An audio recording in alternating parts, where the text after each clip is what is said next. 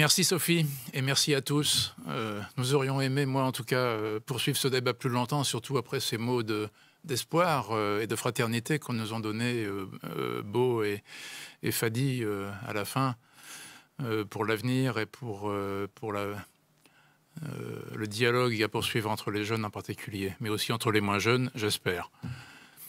Je suis sûr que nous aurons d'autres occasions de nous retrouver dans d'autres débats. Mais il est temps de conclure cette session. Avant que je passe la parole à Michel Wackenheim pour conclure, pour synthétiser l'ensemble du colloque. Et cette petite conclusion, je vais tenter de la faire en quelques minutes, sans ambitionner d'en réaliser une véritable synthèse, parce que d'une part, j'ai pas le temps, d'autre part, j'ai pas le recul nécessaire sur tout ce qui a pu être dit aujourd'hui. Mais enfin, quelques points cependant. D'une part, la révision, l'évolution des usages de l'aviation, comme de tout le reste, doit être un tabou pour personne. C'est un débat normal. Il y a des pratiques qui se sont installées, il ne faut pas les croire inamovibles. Il faut reconnaître à ce qu'on appelle souvent la société civile et aussi à ses représentants une sorte de droit d'inventaire de ces usages, à condition qu'il s'agisse bien de tous les usages. Pas seulement ceux de l'aviation.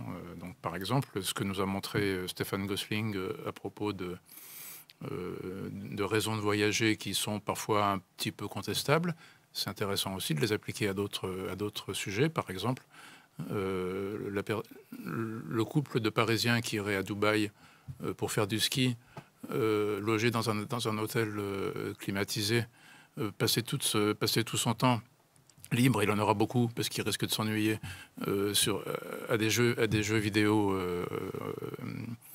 en ligne et revenir avec quelques kilos de vêtements.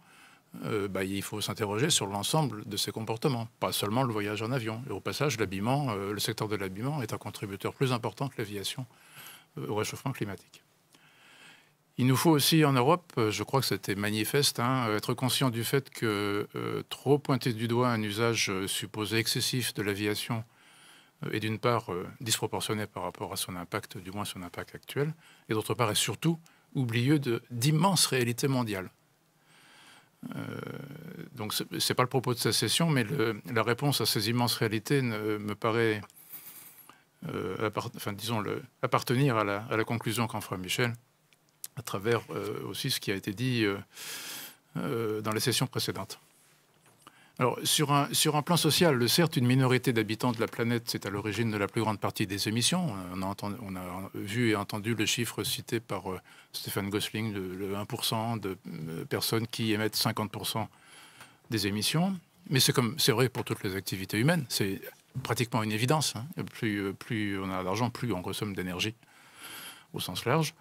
Mais il ne faudrait pas que ce soit cette minorité même qui oublie les attentes des autres. Alors, à partir de là, si après tout, une application inattendue du flight shaming consiste à ce que une partie de ce 1% laisse sa place, ou une partie de sa place, à ceux qui n'ont jamais voyagé et rêvent de le faire, comme on a juste titre répété aujourd'hui, après tout, c'est une conclusion qui n'est peut-être pas si négative que ça. Enfin, je pense qu'il faut trouver les moyens d'une réflexion sur un voyage raisonné à long terme, comme on parle d'agriculture raisonnée. Et une fois de plus, cette question doit s'inscrire dans une réflexion très vaste qui ne me semble pas avoir tellement lieu pour le moment, remplacée qu'elle est souvent par des mesures un peu disparates à droite à gauche. Cette réflexion serait tout simplement, si j'ose dire, dans quel monde plus sobre et plus efficient voulons-nous vivre, et par conséquent, dans ce monde, quelle est la place de l'aviation? Il y a aussi la question du chemin pour y parvenir. Quel chemin voulons-nous prendre? Quel chemin cohérent entre nous au niveau mondial? C'est un chemin extraordinairement innovant qu'il faut, innovant sur le plan technique, au sens large du mot, on l'a vu dans les sessions précédentes, mais aussi innovant sur le plan des usages et sur le plan sociétal. Il faut être capable de le décrire et de l'organiser collectivement. Je trouve que c'est un sujet passionnant, ce qui devrait motiver en particulier les jeunes qui continuent à nous écouter aujourd'hui. Et voilà, une fois la prise de conscience individuelle faite, et c'est le cas, c'est une approche politique qu'il nous faut, à mon avis. Ah, quel beau sujet de débat démocratique ce serait pour des élections générales. Je ne parle pas que de l'aviation, mais de ce chemin à tracer globalement. plutôt que, je sais pas, le nombre de seringues disponibles à l'instant T. Mais ne rêvons pas. J'espère pour ma part que l'Académie de l'air et de l'espace pourra, à son niveau, y contribuer un petit peu. Je laisse maintenant la parole à Michel, président de l'Académie, pour son mot de conclusion.